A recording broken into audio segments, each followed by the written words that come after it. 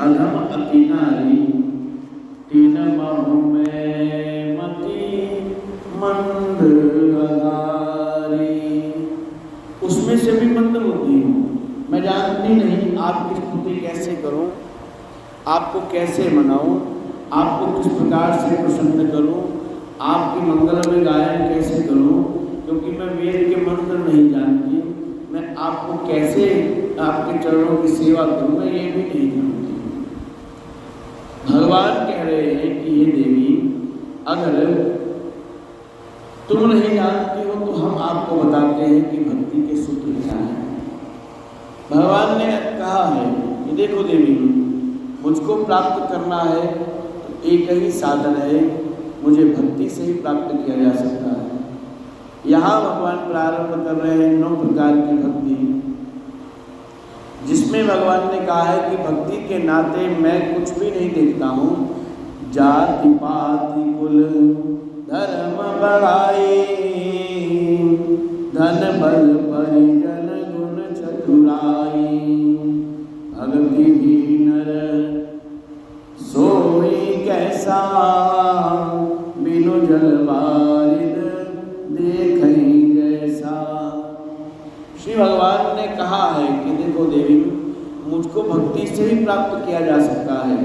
भक्ति के बिना जीवन ऐसा है जैसे बिना बारिश के, बिना जल के बादल आ जाता है। बहुत बार हम देखते हैं कि बादल तो घना आया लेकिन वो बरस करके नहीं गया। भगवान ने भी यही कहा है, भक्ति के बिना जीवन कैसा, बोले बिना जल के वर्ष, बिना जल के वो बादल जो आया है ऐसा है। आइए प्रणाम करते हुए भाव में हम लोग अपना मन प्रभु चरणों में लगाए। बोलो वृंदावन बिहारी लाल की जय। मेरे कष्ट हरो त्रिपुरारी, मैं आया शरण तुम्हारी। मेरे कष्ट हरो त्रिपुरारी, मैं आया शरण तिहारी। मेरे कष्ट हरो त्रिपुरारी, मैं आया शरण तुम्हारी। मम इष्ट देव शिव भोला, मम इष्ट देव शिव भोला। मेरा रंग दो श्याम रंग चोला, मेरा श्याम रंग चोला। तुम हो भगतन हितकारी, तुम हो भगतन हितकारी। मैं आया शरण तुम्हारी, मेरे कष्ट हरो त्रिपुरारी। मैं आया शरण तुम्हारी। मैं जप तप व्रत नहीं जानू, मैं जप तप व्रत नहीं जानू। तेरे चरण कमल रुचि मानू, तेरे चरण कमल रुचि मानू। यही पूजा आरती सारी,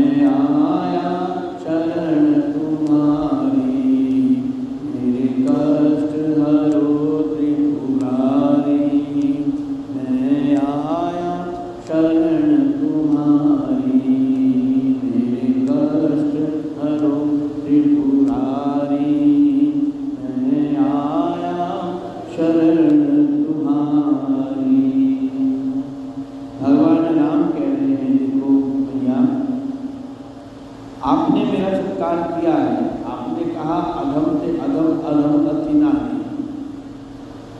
तिनमों में मति मंद अगारी। मैं एक तो अनपढ़ हूँ, जानती नहीं, लेकिन फिर भी आपकी भक्ति करना चाहती हूँ। तो भगवान श्री राम नवदा भक्ति का ज्ञान देते हैं। श्री राम कह रहे हैं नवदा भक्ति कहूँ तो ही पाही, सावधान सुनो धर्म मन माही। भगवान ने कहा सुनिए ध्यानपूर्वक, 9 प्रकार की भक्ति है।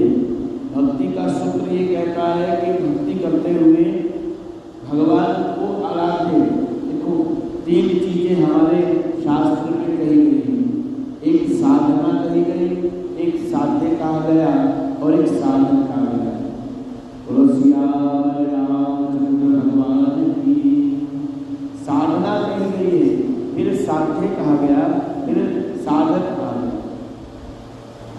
साधक भगवान की सिद्ध पूजा कर रहा है, साधन उसने लिया है भगवान के नाम को, और साध्य स्वयं परमपिता को मानता है। साधक का मन साध्य और साधन में होना चाहिए। तो जैसे चर्चा कर रहे थे क्या है, बोले एक है मन, एक वचन और एक कर्म। हम मंदिर में भी आते हैं तो 3 प्रकार से जल हम लोग लेते हैं, चरणामृत लेते हैं, मनसा वाचा कर्म। पुराण ने कहा है कि तीनों चीजें जब तक एक रूपता नहीं होगी तब तक फलश्रुति नहीं होगी।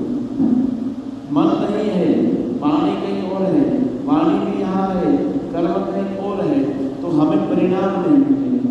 परिणाम के लिए तीनों चीजों का एक रूप होना अनिवार्य है। शरीर से जुड़ा करके बैठे, वचन से गा भी रहे हैं हरि का नाम, लेकिन हमारा मन कहीं हो रहा है तो क्या करेगा। मन यहाँ नहीं है, मन तो वहाँ का फल देगा जहाँ होगा। एक कहानी आती है, एक महापुरुष कथा कर रहे थे कि एक बार 2 दोस्त बड़े पुराने, बड़े वर्षों के बाद मिले, बड़े दिन के सालों के बाद मिले, तो बड़ा प्रेम हुआ। दोनों साथ मिल करके खाना खाया, कुछ समय बिताया। तो मन में विचार आया, एक जो था वो भगवान की भक्ति करने वाला, और दूसरा जो था वो बाहर से कहीं आया, विदेश से। स्वाभाविक है जो विदेश से आएगा उसका मन तो बाहर की वस्तुओं में लगेगा। एक ने कहा देखो बाहर नगर में बहुत अच्छे महात्मा जी आए हैं, चलो महात्मा जी की कथा सुनते हैं। दूसरे ने कहा नहीं भाई बड़े दिनों बाद मिले हैं, एक बड़ी अच्छी पिक्चर लगी है, चलो पिक्चर देख करके हैं। गुरुदेव इस बात को सुनाया करते हैं। मतलब एक ने कहा कथा में चले, दूसरे ने कहा नहीं हम लोग सिनेमा देखने चलते हैं। दोनों एक दूसरे की बात नहीं मानते, दोनों अपने अपनी जगह पर चले गए। सिनेमा देखने वाला सिनेमा चला गया और कीर्तन में जाने वाला व्यक्ति कथा में जाकर के बैठे। अब दोनों के मन की स्थिति आप देखें। जो व्यक्ति जो मित्र कथा में बैठा है उसके मन में यह भाव आया कि इतने महीनों के बाद मेरा दोस्त आया, कथा तो रोज हो रही है, एक दिन के लिए अगर मैं सिनेमा देखने चला जाऊँ क्या फर्क पड़ेगा। वो अपने सिनेमा को कथा से उठा, बीच कथा में से उठ गया, और दूसरी तरफ जो पिक्चर देखने गया उसके मन में भी आया इतने दिनों के बाद मेरा मित्र मिला है, अगर उसने थोड़ी देर के लिए कथा में जाने को कह दिया तो मैं क्यों नहीं गया। वो भी अपने उस कथा उसको वहाँ से उठा। दोनों अपनी अपनी जगह से उठते हैं, दोनों का एक दुर्घटना में मृत्यु हो जाती है। जो मन से हरि का चिंतन कर रहा था और एक मन से सिनेमा का चिंतन कर रहा है, दोनों ही यम की सभा में जाकर के खड़े हुए। चित्रगुप्त से यम ने कहा जरा इनका खाता देखें। चित्रगुप्त ने खाता देखना प्रारंभ किया। जो व्यक्ति सिनेमा में बैठा है और जो व्यक्ति कथा में बैठा है, यम दोनों के विषय में कह रहे हैं। यम ने कहा है देखो जो पिक्चर देखने गया है उसको तो थोड़े दिन के लिए स्वर्ग का सुख दे दो, और जो व्यक्ति कथा में गया है उसको थोड़े दिन के लिए नरक की यातनाएं दे दो। चित्रगुप्त को बड़ी हैरानी हुई, विचार करने लगा। हमने तो ऐसा सुना है कि जो व्यक्ति कथा कीर्तन करता है वो दर्द से बच जाता है, वो मृत्यु के भय से मुक्त रहता है, पाप त्यागी से वो दूर होकर के स्वर्ग के सुख को भोगता है। और जो बुरे काम करता है, बुरे काम का बुरा नतीजा है ना, बुरे काम का बुरा परिणाम है। तो विचार करने लगा। चित्रगुप्त जी ने कहा यम जी से, धर्मराज से, हमारी उल्टी गति क्यों करी है? कथा वाले को नर्क में भेज दिया और पिक्चर वाले को आपने स्वर्ग में भेज दिया। तो धर्मराज कह रहे हैं देखो मैं ये नहीं देख रहा कि कौन कहाँ है, मैं ये नहीं देख रहा कि कौन व्यक्ति शरीर से कहाँ है, मैं तो ये देख रहा हूँ कौन व्यक्ति मन से कहाँ है। यहाँ जो परिणाम दिया गया है वो मानसिक चिंतन का दिया गया है, यहाँ मन की महत्ता है। इसलिए कल सुन रहे थे भगवान क्या कहते हैं, निर्मल मन जन सो मोहि पावा। भगवान ने कहा है सुंदरकांड में, विभीषण जब मिलने आए तो भगवान कहते मैंने ये नहीं देख रहा ये रावण का भाई है या कौन है, मेरे को अगर पाना है तो मुझे पाने के लिए सबसे पहली शर्त यही है व्यक्ति का मन निर्मल होना चाहिए, व्यक्ति शुद्ध मन का होना चाहिए, मन विकारों से मुक्त होना चाहिए। आज राम जी जिस बात की चर्चा करने जा रहे हैं, आज राम जी नवरा भक्ति प्रारंभ करने वाले हैं।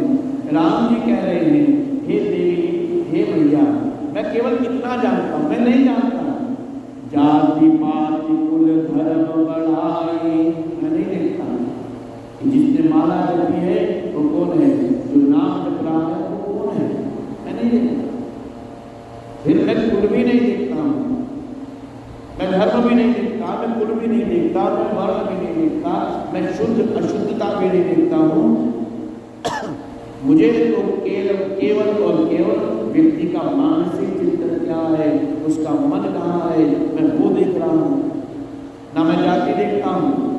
श्रीमद् भागवत में एक बार प्रश्न करते हुए 7 दिन की कथा में सुखदेव जी महाराज से राजा परीक्षित ने पूछा भगवान एक बात बताइए भगवान किसको मिलते हैं? सुखदेव जी से पूछा है कि महाराज एक बात बताइए कि भगवान किसको मिलते हैं? क्या रोज नहाने वाले को भगवान मिलते हैं, या बड़े पढ़े लिखे को भगवान मिलते हैं, या ऊंचे कुल वाले को भगवान मिल रहे हैं, या बड़ी आयु वाले को भगवान मिल रहे हैं, या बूढ़ा गद्दा हो गया उसको भगवान मिल रहे हैं, या जिसने वेद के मंत्र पढ़ लिए आचार्य को जिसने ले लिया है उसको भगवान मिलते हैं। सुखदेव जी मुस्कुराए।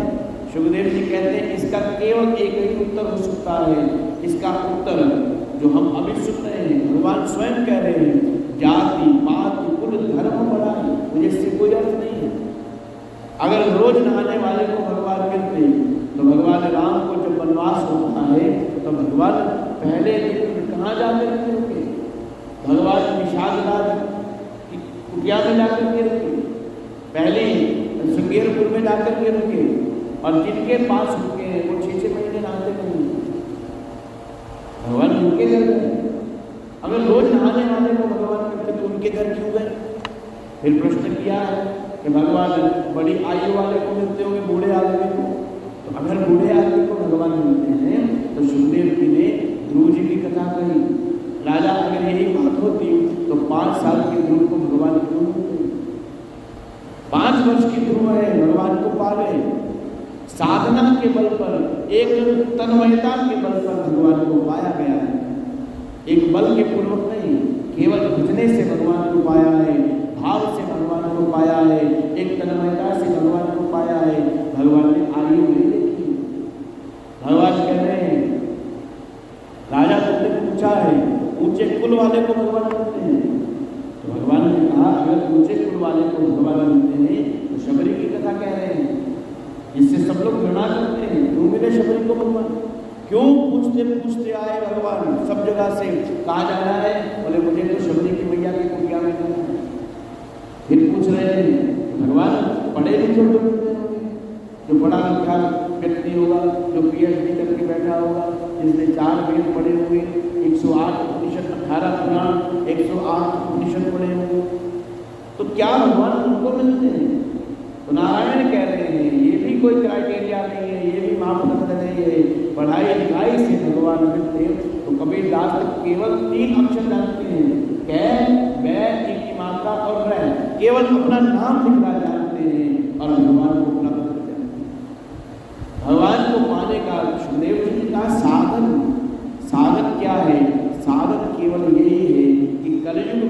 भगवान का नाम ही सर्वोपरि है, यही साधन है। कलियुग केवल नाम आधारा, सुमिर सुमिर नर उतरे पारा।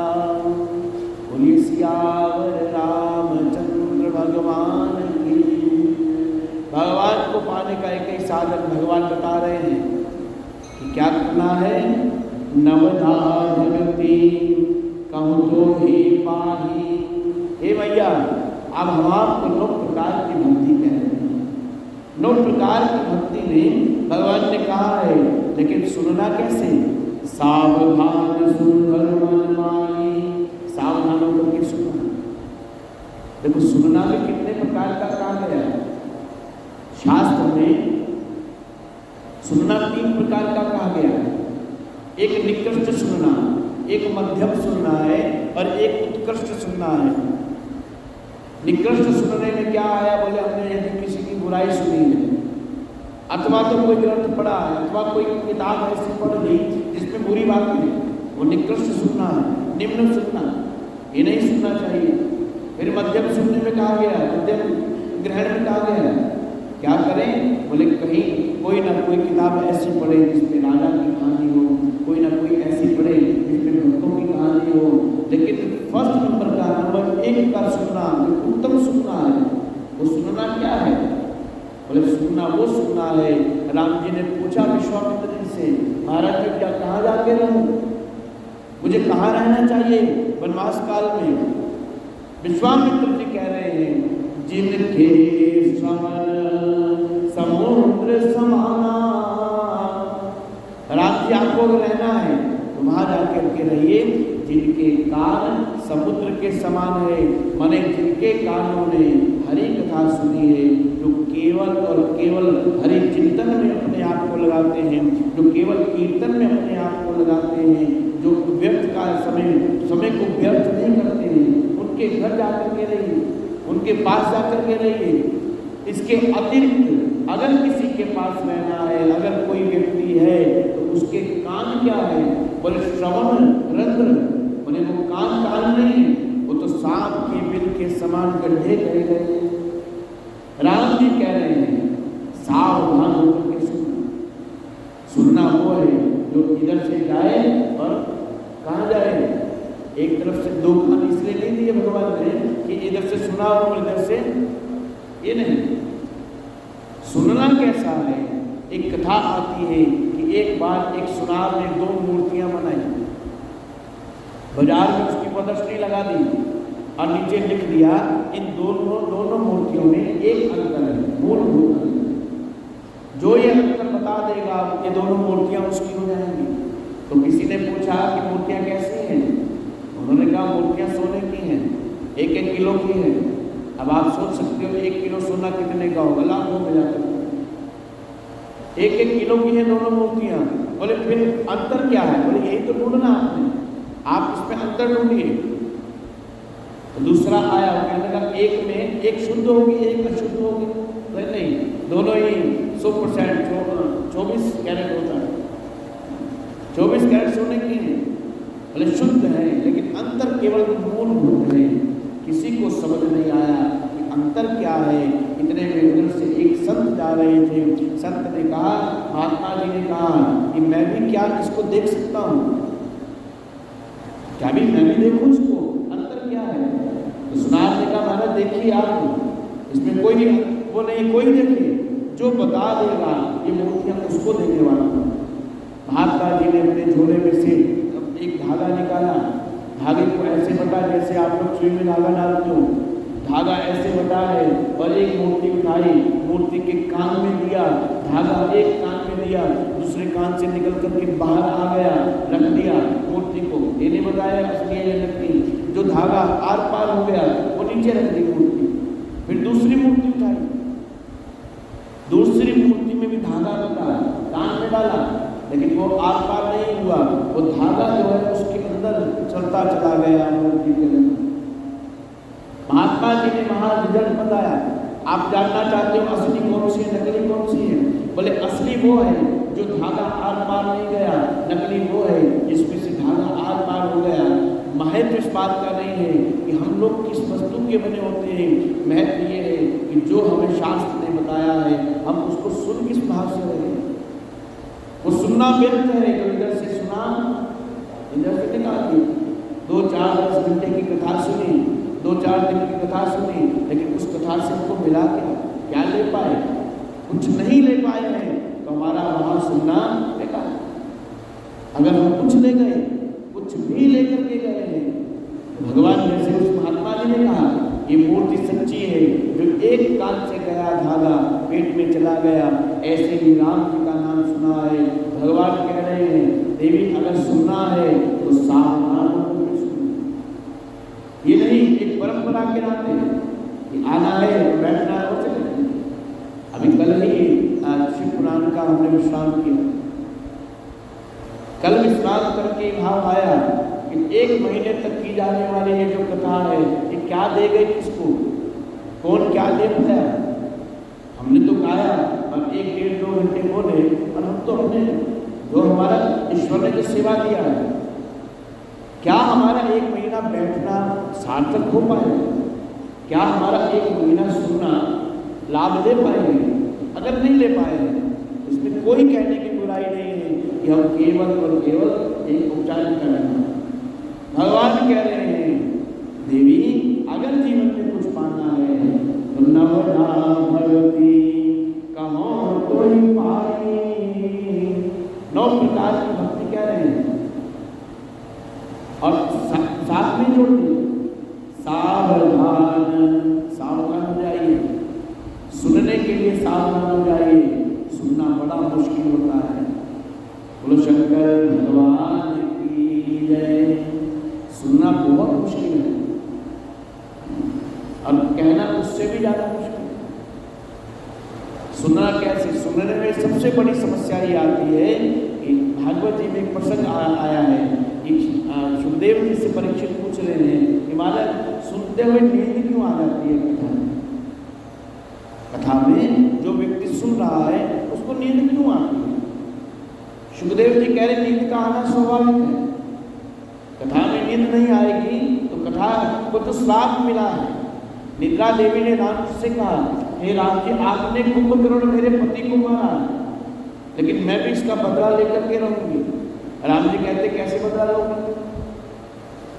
निद्रा देवी ने कहा राम जी एक बात बताओ आपके धाम में कौन लोग जाएंगे? राम जी कहते जो कथा सुनेंगे वो मेरे धाम में जाएंगे। तो निद्रा कहती बस अब मैं कथा पंडाल में जाकर के बैठ जाया करूँगी, जो कथा सुन रहे होंगे उनके सिर के ऊपर मंडराना प्रारंभ करूँगी। वो सो जाया करेंगे, कथावाचक कथा करता रहेगा, वो सो गए, कथा आपकी व्यर्थ गई। ना तो वो सुन पाएंगे और ना ही वो आपके धाम में जा पाएंगे।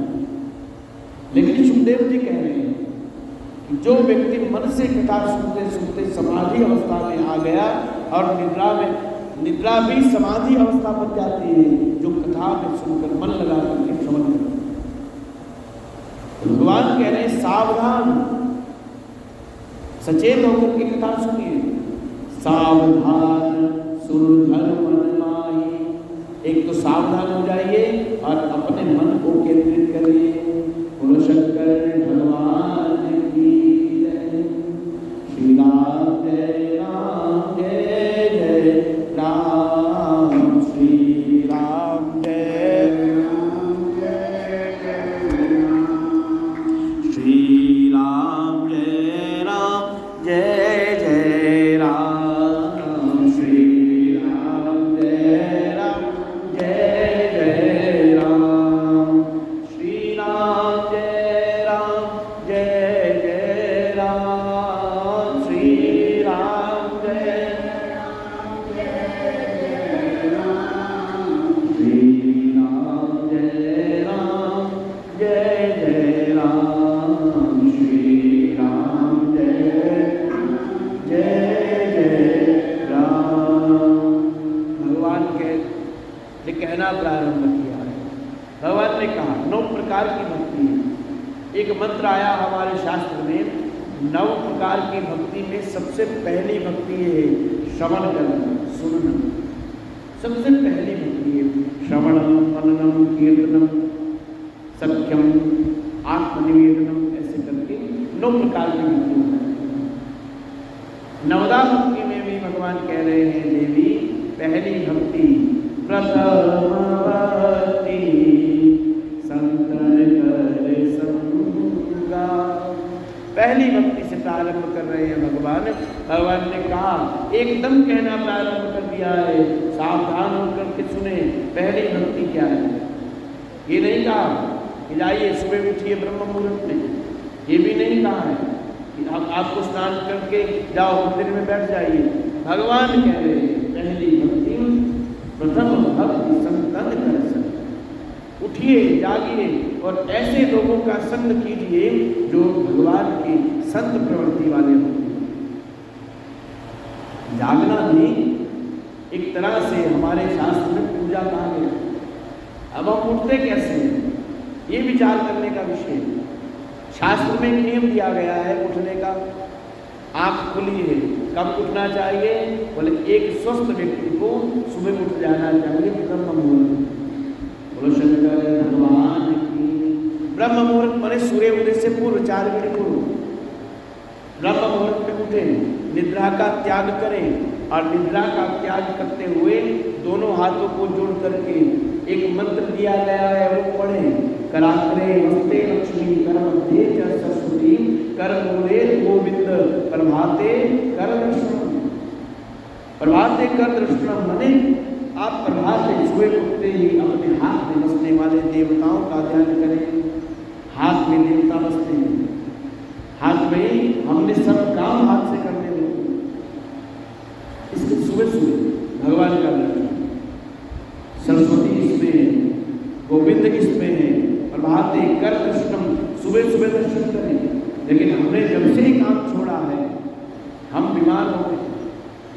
जब से छोड़ा हमने, हमारे बुजुर्ग इस काम को किया करते हैं। आँख खुलते ही बिस्तर पर लेटे हुए आँख खोला, भगवान को प्रणाम किया, दोनों हाथ अपने मुंह पे लगाए और पांव भूमि पर रखने से पहले भूमि को प्रणाम किया। समुद्र वसने देवी पर्वत स्थल नमंडिता। भगवान कह रहे हैं महापुरुषों ने कहा है ये जो जमीन है ये क्या है? तो मिट्टी का टुकड़ा नहीं है, ये इसको हमने माँ कहा है। कितनी सुंदर हमारी सनातन परंपरा है। हमने जमीन को माता कहा, हमने पशुओं में गाय को माता कहा, नदियों में गंगा को माता कहा है, पुस्तकों में हमने गीता को माता कहा है, पौधे में हमने तुलसी को माता कहा है, मंत्र में हमने गायत्री को माता कहा है। इसीलिए माता कहा है। आप सब भी माता हैं। आप स्वयं जाने कि माँ बनकर के एक क्या भाव मन में आता है। माँ बनकर के भाव आया मुझे संतान को सुख देना है, यही तो भाव आया माँ बनकर। ऐसे ही हमने धरती को माता कहा, गैया को माता कहा, गंगा को माता कहा, गायत्री को माता कहा, गीता को माता कहा है, ऐसे तुलसी को माता कहा है। एक भाव आया। इनको माँ कहने का भाव यही है कि हम इनसे सुख की अपेक्षा करें, ये हमें सुख देती है। भगवान कह रहे हैं मंदिर जाए ना जाए कोई आवश्यकता नहीं है। अगर जा पा रहे बड़ी अच्छी बात है, एक नियम बना पा रहे अच्छा है। लेकिन इस प्रकार की जो भक्ति कर रहा है प्रथम भक्ति संतन कर संग। पहली भक्ति संत का संग करें। अब संत की व्याख्या करें। संत कौन है? गोस्वामी जी ने संत किसको कहा है? कोई लाल कपड़े पहन कर के आए वो नहीं, वो संत है। कोई सफेद कपड़े पहन कर के आए वो भी संत है, कोई पीले कपड़े पहन कर के आए वो भी संत है, कोई भगवे पहन कर के आए। आजकल तो भगवे का फैशन हो गया, जिसे देखो भगवा पहनता है, लेकिन वो संत नहीं हो गया। संत कौन है? संत वो है जिसके हृदय में गंगा है। संत वो है जिसके हृदय में यमुना है, जिसके हृदय में सरस्वती है। संत वो है जो दूसरे की चिंता कर रहा है। संत वो है जो परहित की कामना करता है। संत वो है जो जगत में हरि नाम स्मरण करता है, कराता है। अब जैसे नारद जी का उदाहरण देखें। नारद जी महाराज क्या करते हैं? एक क्षण में किसी से बिना नाम गवाए जाने नहीं। संत के साथ रहना। साधु माने क्या है? मानस पढ़े तो मानस पे प्रारंभ में आया है। साधु का जीवन कैसा है? साधु चरित शुभ चरित कपासु। साधु का चरित्र है कपास के फूल की तरह। अब कपास का फूल क्या करता है? कपड़ा बनता है। कपड़ा बनता है कपास से। कपड़ा हमारे को तन ढकने का काम करता है। साधु ऐसे ही जगत में फैली हुई बुराइयों को हटा देता है और व्यक्ति मात्र के अंदर एक ऐसा भाव उत्पन्न करता है, नाम रूपी वस्त्र दे देता है, व्यक्ति उसको ढक लेता है, ढकने का काम करता है परहित की भावना लेकर। इसलिए साधु क्या है? हमारे गुरु जी गाया करते हैं, आप सब लोग जानते हैं। संतन के संग लाल रे तेरी अच्छी बनेगी। संतन के संग तेरी अच्छी बनेगी। संतन के संग लाल रे तेरी अच्छी बनेगी। अच्छी बनेगी तेरी बिगड़ी बनेगी। अच्छी बनेगी तेरी बिगड़ी बनेगी। खुल जाएंगे तेरे भाग रे तेरी अच्छी बनेगी। खुल जाएंगे तेरे भाग रे तेरी अच्छी बनेगी। ध्रुव जी की बन गई, प्रहलाद जी की बन गई। ध्रुव जी की बन गई, ध्रुव जी की बन गई, प्रहलाद जी की बन गई। ध्रुव जी की बन गई, प्रहलाद जी की। शबरी के जागे भाग रे तेरी अच्छी बनेगी। शबरी के जागे भाग रे तेरी अच्छी बनेगी। संतन के संग लाग रे तेरी अच्छी बनेगी। संतन के संग लाग रे तेरी अच्छी बनेगी। भगवान कह रहे हैं प्रथम भक्ति संतन कर सके। ऐसे व्यक्तियों का संग करें जो भगवान की भक्ति से परिपूर्ण होने चाहिए, जो सत्य को जानते हैं, जो सत्य की परिधि में रहते, वही सत्य हैं। भगवान का एक नाम है सत्य चित आनंद। भगवान के 3 रूप होता है, सत्य, चित और आनंद। इनको जोड़ करके क्या बना? सच्चिदानंद। हम कहते हैं ना सच्चिदानंद भगवान की। सत्य चित परमात्मा कौन है? परमात्मा में क्या है? जिसमें सत्य है, जिसमें चित्त है, जिसमें आनंद है, वो परमात्मा। वही परमात्मा में क्या है? वो परमात्मा भागवत के अनुसार पहला श्लोक मंगलाचरण यहाँ से प्रारंभ होता है। सच्चिदानंद रूपाय विश्वोत्पत्त्यादि हेतवे तापत्रय विनाशाय श्री कृष्णाय वयं नमः। बोलो वृंदावन बिहारी लाल की। भगवान कह रहे हैं सत्य को पहचानिए। स्वयं सत्य रूप है भगवान। आज भी है, कल भी थे और कल भी रहे।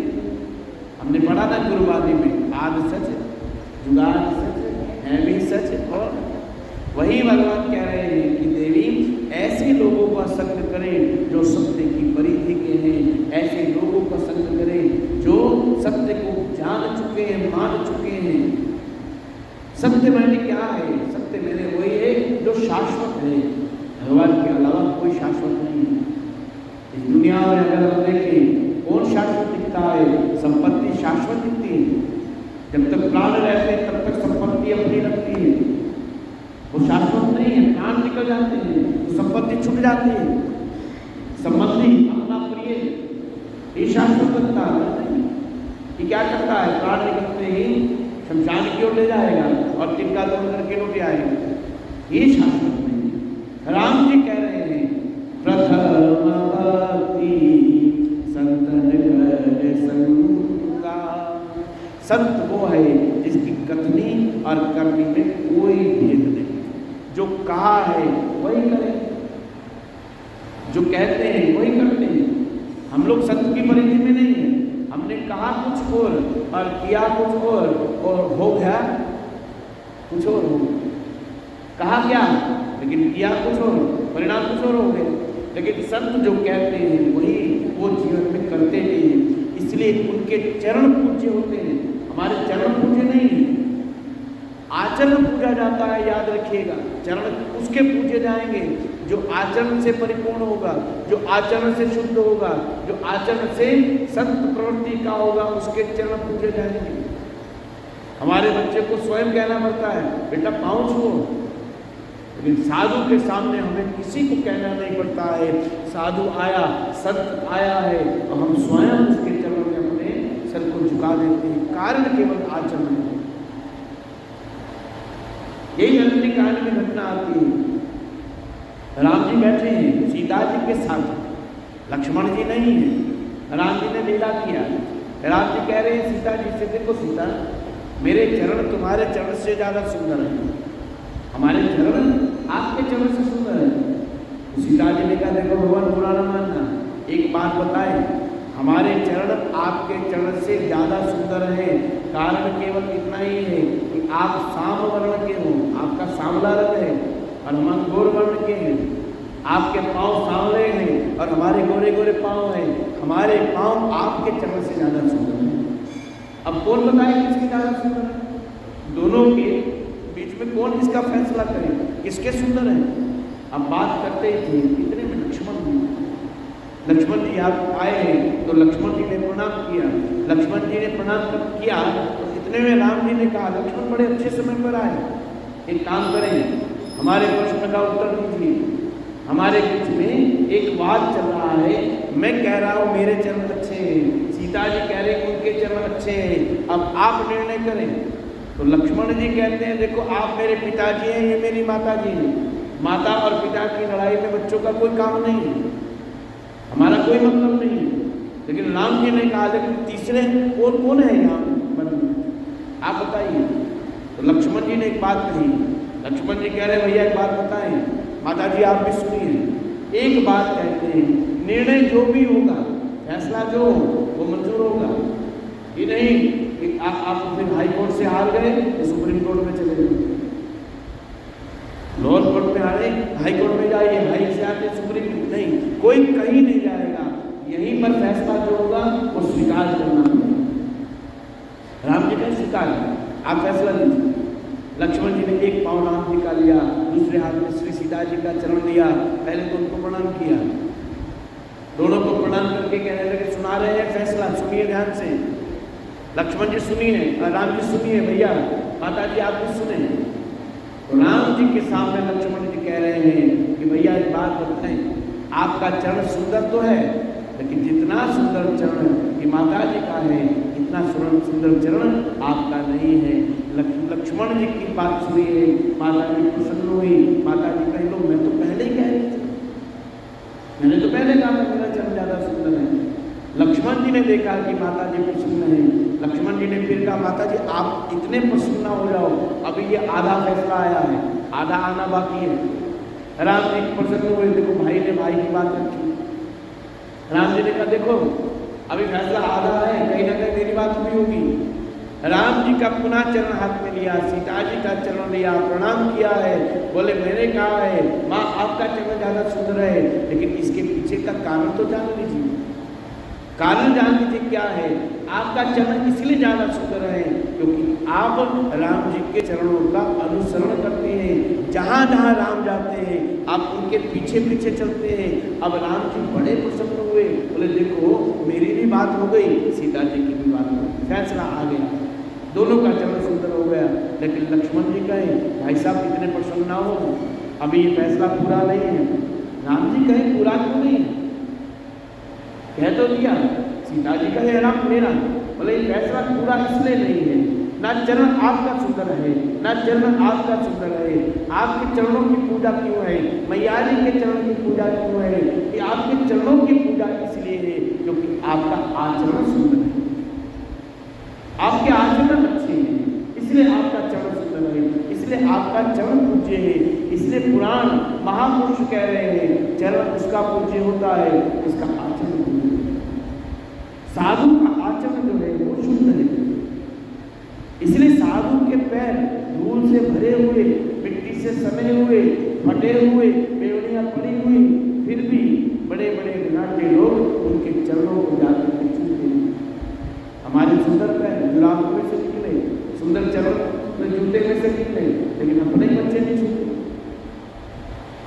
भगवान कह रहे हैं संत का संग करें, क्योंकि संत का संग करना पहली भक्ति कही गई। जीवन प्रारंभ सत्य से होता है।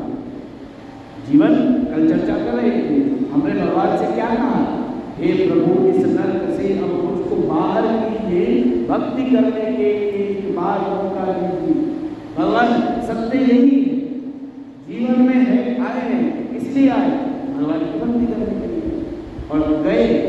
प्रारंभ सत्य से हुआ, जीवन का अंत सत्य से हो गया, क्योंकि जो आएगा हो जाएगा। ठीक है, राम जी ने यही से प्रारंभ किया है। प्रथम भक्ति संतन का संगा, जिनके जीवन में गंगा है, जिनके जीवन में यमुना है, जिनके जीवन में मैया सरस्वती है। मने गंगा कौन, यमुना कौन, सरस्वती कौन? महापुरुषों ने इसकी व्याख्या किया है। गंगा माने क्या है? गंगा कौन है? राजा भर्तरी कहते हैं भगवती कवती वीर माता शुभम विगत विषय कृष्णा कृष्ण महाराधयामी सकल कलुष भंगे स्वर्ग सोपान संगे तरल देवी गंगा नमामि। गंगा मैया की। गंगा क्या है? बोले स्वर्ग का सोपान है गंगा। जो गंगा जी के तट पर आ गया है वो मुक्ति पाने का अधिकारी हो गया है। गंगा का अवतरण किस लिए हुआ? गंगा क्यों आई भूमि पर? किसी को याद आए वो कथा, गंगा भूमि पर क्यों आती है? गंगा भूमि पर इसलिए आई है, राजा भगीरथ के 7,000 जो पितर हैं वो कपिल मुनि के आश्रम में पड़े हैं, उनका उद्धार नहीं हो रहा है। तो भगीरथ जी ने पूछा कैसे होगा? बोले जब तक गंगा इसको नहीं छुएगी तब तक। इसलिए गंगा जो है वो मुक्ति की प्रतीक है। दुनिया को जीते जी का साथ निभाती है, मरने के बाद गंगा गोद में बैठा। माने जिसके मन में मुक्ति की कामना है, जो स्वयं मुक्त होना चाहता है, जो सबको मुक्ति का ज्ञान दे रहा है, बोले वो सत्य है। गंगा की तरह जो भेदभाव नहीं करता है वो सत्य है। गंगा की तरह एक दूसरे के प्रति कोई भाव नहीं है वो सत्य है। गंगा के तट पर जो गया, ब्राह्मण गया तो भी पवित्र होगा, जो अन्य गए तो भी पवित्र होगा, अमीर गया तो भी पवित्र है, गरीब गया तो भी पवित्र है। गंगा के चरणों में जो आ गया है वो 3 देवताओं से संबंधित हो गया। गंगा का संबंध तीनों देवताओं से है। गंगा का संबंध ब्रह्मा जी से है, गंगा का संबंध भगवान विष्णु से है, गंगा का संबंध भगवान शिव के साथ है। गंगा कहाँ रही? कार्तिक की आप कथा सुनते हैं, गंगा कहाँ से आती है जी? उससे पहले गंगा कहाँ से आई? उससे पहले गंगा ब्रह्मा जी के कमंडल में आई, लेकिन ब्रह्मा जी के कमंडल में भी गंगा कहाँ से आई? ब्रह्मा जी के कमंडल में श्री गंगा जी आती है। राजा बलि के यज्ञ मंडप में भगवान वामन आए हैं। जब भगवान ने राजा बलि से 3 पग भूमि लिया, भगवान ने 2 पग में राजा बलि का सब कुछ ले लिया। एक पग भगवान ने राजा बलि का सब लिया, दूसरा पग सब ले रहा है और सब ढूंढते जाते जाते ब्रह्मलोक में गया। तो जब ब्रह्मलोक में भगवान का चरण गया है तो ब्रह्मा जी ने उनके चरण का पूजन किया है, जल से उसको धोया है और उस जल को अपने कमंडल में धारण किया। वही गंगा जी के, वही भगवान के चरणों का जल गंगा जी बनकर के ब्रह्मा के कमंडल में, ब्रह्मा के कमंडल में आया गंगा। राजा भगीरथ ने ब्रह्मा जी की तपस्या की, भगवान गंगा को मुक्त करें। ब्रह्मा जी कहते हैं मुक्त तो कर दे, लेकिन गंगा में बड़ा वेग है, भाव है। जो लोग गए होंगे गंगोत्री की तरफ उन्होंने देखा होगा गंगा कितने वेग से बहती है, बड़े भाव से बह रही है। जो उसके आगे आए सबको बहा ले जाएगी। अब ब्रह्मा जी कह रहे हैं राजा भगीरथ से, किसी ऐसे देव को बुलाओ जो गंगा जी के वेग को सहन कर पाए। किसको बुलाएं? तो ब्रह्मा जी ने कहा शंकर जी को बुलाओ। शिव है जो दूसरे की चिंता करते हैं। जहर आया तो शंकर जी ने पी लिया, गंगा आ रही है तो शंकर जी धारण करेंगे। शिव जी को बुलाया, शिव जी ने गंगा को धारण किया और गंगा को एक जटा खोल करके मुक्त किया। मने विष्णु जी के चरणों का जल ब्रह्मा जी के कमंडल से निकल करके शिव की जटाओं में आई, तब भगीरथ के पीछे पीछे गई है। प्राणी मात्र को सुख देने के लिए गंगा भगीरथ के पीछे कल्याण करने की भावना से आई। ब्रह्मा के कमंडल में गई गंगा, विष्णु का चरण, विष्णु चरणों का जल शिव के जटाओं से निकली। इसलिए गंगा के अनेक नाम। विष्णुपदी कहा क्योंकि विष्णु के चरणों का जल है। ब्रह्म कमंडली कहा क्योंकि ब्रह्मा के कमंडल में है। जटा शंकरी कहा शिव की जटाओं से निकली है। भागीरथी कहा भागीरथ के पीछे पीछे आई है। मंदाकिनी कहा, अलकनंदा कहा, और अंत में गंगा कह करके भगवान इस चरणों के जल को सबने नमन किया। जिसके जीवन में गंगा है, याद रखिए, वो समझ है। गंगा मुक्ति की कामना कर, गंगा भेदभाव नहीं कर रही। इसलिए संत प्रवृत्ति का व्यक्ति वो होगा जो भेदभाव नहीं करेगा, जो मेरे और हमारे, मेरे तेरे की बात नहीं करेगा। भक्ति का अर्थ ये है, भगवान कह रहे हैं पहली भक्ति है। भक्ति ये नहीं है, ये तो एक अंग है भक्ति के। हमने यहाँ दीपक जलाया, हमने यहाँ कथा करी है, ये एक अंग कहा गया है, ये भी अनिवार्य है। देखो भगवान की 3 शक्तियां हैं जो हमारे कर्म को देखती हैं। हमारे जो कर्म को देख रही है वो 3 शक्तियां हैं। एक भूमि जिस पे हम लोग बैठते हैं, यहाँ लोटा रखते हैं पानी का लोटा रखते हैं, यहाँ कल से रख देना चाहिए जल का पानी। एक भूमि देवी हमारे कर्म को देखती है, ये जलता हुआ दीपक हमारे कर्म को देखता है, और एक जल का पात्र हमारे कर्म को देखता है। ये साक्षी है। एक सीआईडी तो गवर्नमेंट की हो गई, ये भगवान की सीआईडी है। जलता हुआ दीपक भूमि और ये जल का पात्र। अब भगवान कह रहे हैं देखो माँ, पहली भक्ति हम आपको चर्चा करेंगे। प्रथम भक्ति संतन कर संगा। दूसरी भक्ति की ओर भगवान जा रहे हैं, समय आज्ञा नहीं दे रहा है। दूसरी भक्ति हम लोग कल चर्चा करेंगे, लेकिन संकेत में जानते समय है, सुना समय है। पहली भक्ति संतन कर संगा, दूसरी रति मम कथा प्रसंगा। दूसरी भक्ति क्या है? बोले कथा को प्रेम करना, ये दूसरी भक्ति है। लेकिन कथा क्या है? हम लोग महापुरुषों की वाणी को स्वीकार करेंगे कल से 8:30 बजे से 9:30। बोलो शंकर।